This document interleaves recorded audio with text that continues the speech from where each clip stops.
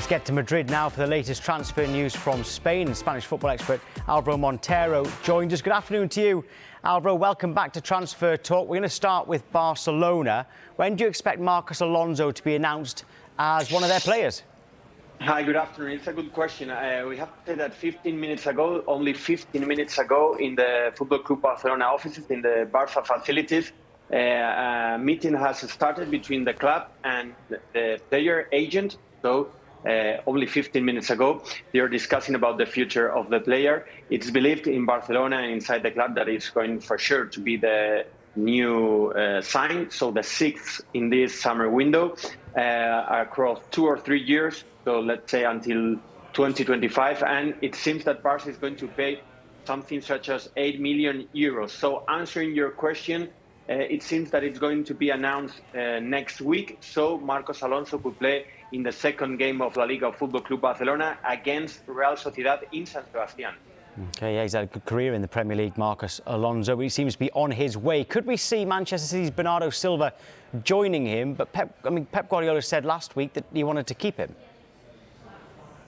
Question, because what I know is that inside the club there are a few voices that say it is possible. Economically, it's possible, and they answer yes. Under my point of view, it's almost mandatory to sell a player like Frenkie de Jong so Bernardo Silva could arrive. But they say that that is not a problem, so a tricky situation for sure. Of course, the player wants to come to La Liga and play for Football Club Barcelona. They know that inside the club. And although you have said something which is true, Pep Guardiola said that he wanted him to stay.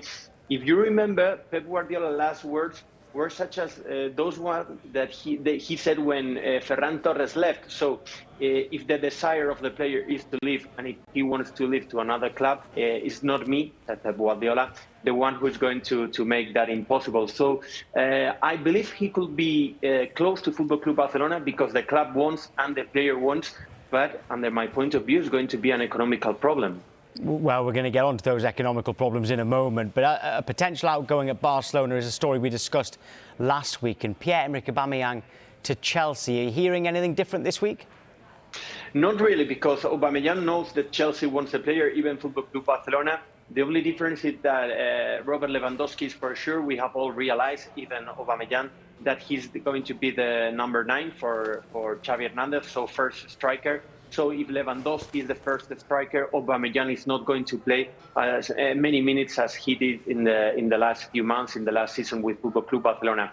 I know the player wants to stay for the first option, but he knows that it's going to be difficult to play, as I said. And it's our colleague David Bernabeu in Sport News. He said that Xavi has explained the club and the player that he wants Aubameyang to stay.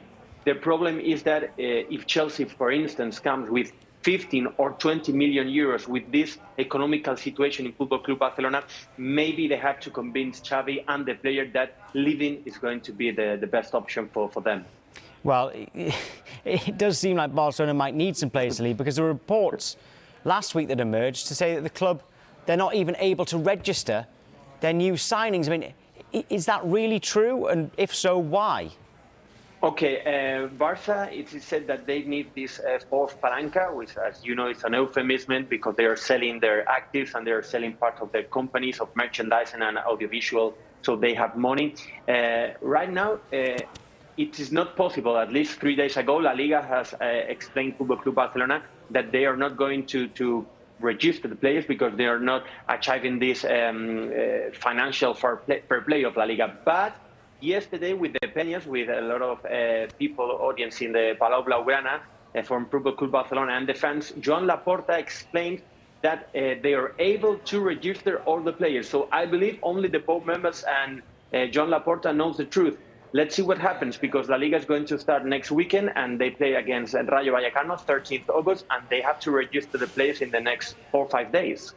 It's an incredibly interesting story. It's so hard to actually find out what is actually going on at Barcelona. There is one deal that looks to be getting closer here in the Premier League, and that's Goncalo Guedes having a medical at Wolves. What sort of a player is he? What will he add to Wolves? Well, he's a 25 years old striker. He likes to play in the left wing, of course, international with Portugal.